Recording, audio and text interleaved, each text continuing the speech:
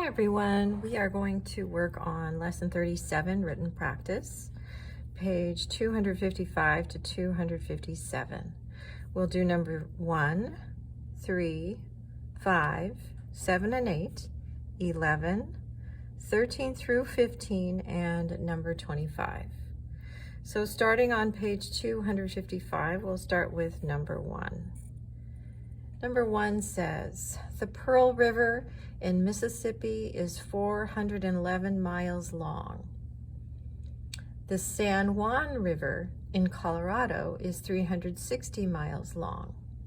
How many miles longer is the Pearl River? So we are comparing here because it says how many miles longer. So since we're comparing, we need to subtract. We need to start with the largest number. So we'll do 411 minus 360. Okay, so we need to do 1 minus 0 is 1, and 1 minus 6 we cannot do, so we'll borrow. So the 4 becomes a 3, and the 1 becomes an 11.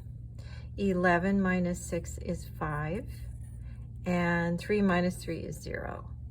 So the Pearl River is 51 miles longer. Okay, so that's number 1. Now number 3, use digits to write 475,342. Okay, so that's a matter of reading very carefully. So we're going to read it again. 475,000. So we write 475 and then we put our comma for the 1,000. 342.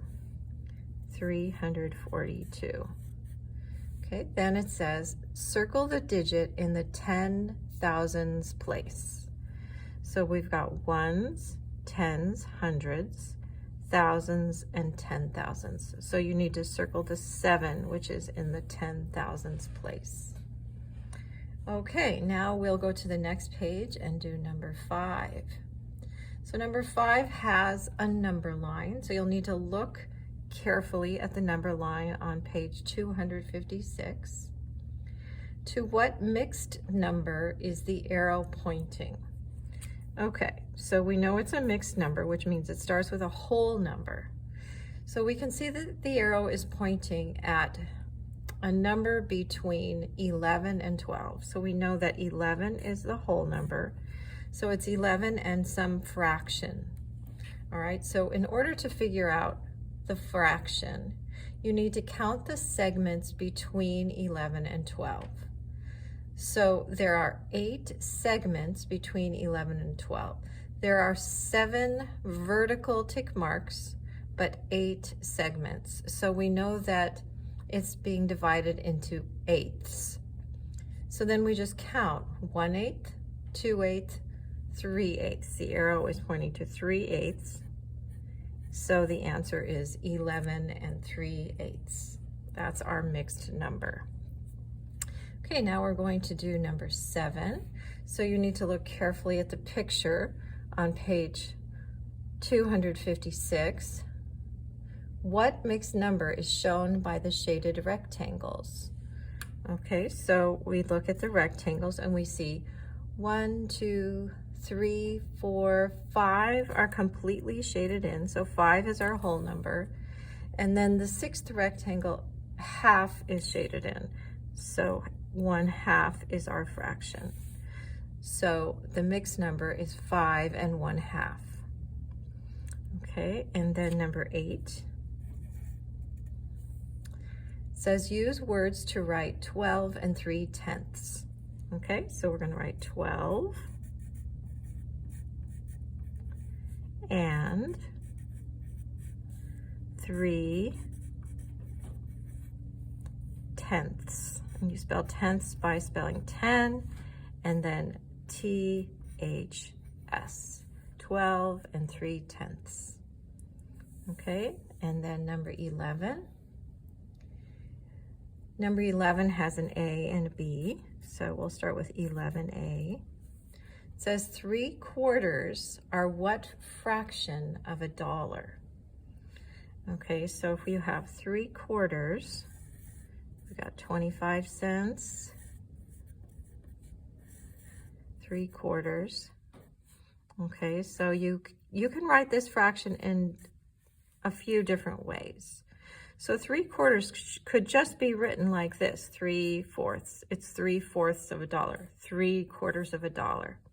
It could also be written by adding up the money, 25, 50, 75, 75 cents in a dollar. Okay, so you could write it 3/4 or 75 over 100.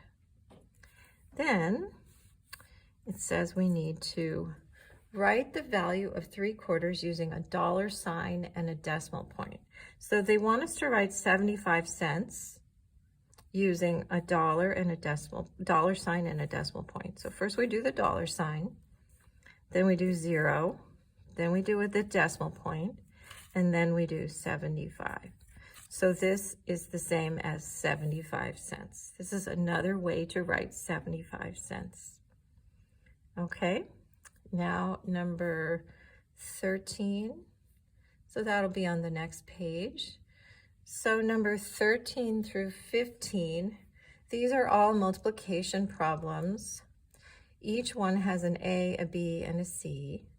And you can use your multiplication table if you would like, or you can just use the tricks that you know. And some of you have already memorized these facts. Okay, so you certainly don't need to use your multiplication table if you already memorized the facts. All right, so this first one, 9 times 6. So our trick that we learned for 9s is, what is 1 less than 6? 5. And 5 plus what number equals 9? 4. So 9 times 6 equals 54. That trick will also work for this one, or the tricks that you know for 5s. So what's 1 less than 5? That would be 4. And 4 plus what equals 9? That would be 5. So 9 times 5 is 45.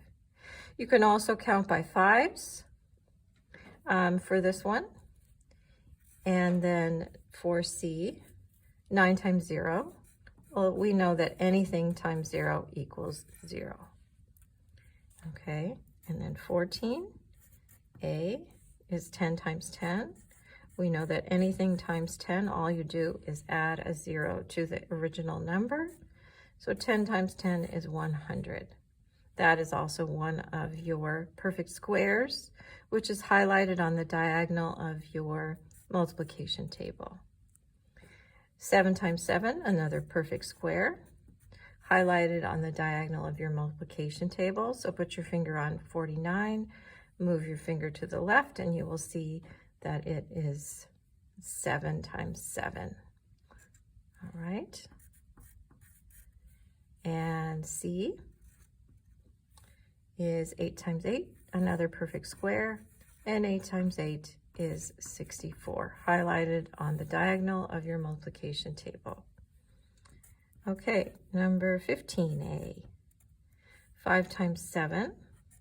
All right, so we can use our trick for 5s. Anything times 5 is going to either end in a 0 or a 5. Since this is an odd number, we know it's going to end in a 5. So you can count by 5s, or you can use your multiplication table. 5 times 7 is 35. And B, 6 times 5. Same thing here. Anything times 5, it is going to end in a 5 or a 0, but since this is an even number, it will end in a 0. 6 times 5 is 30. And C, 2 times 8. So 2 times 8 is the same as 8 plus 8, which is 16. All right, now we'll do number 25. So number 25 has an A and a B. So we'll start with A. It says compare 1/4, 1/4 of a dollar to 1/2 of a dollar. Okay, so 1/4 of a dollar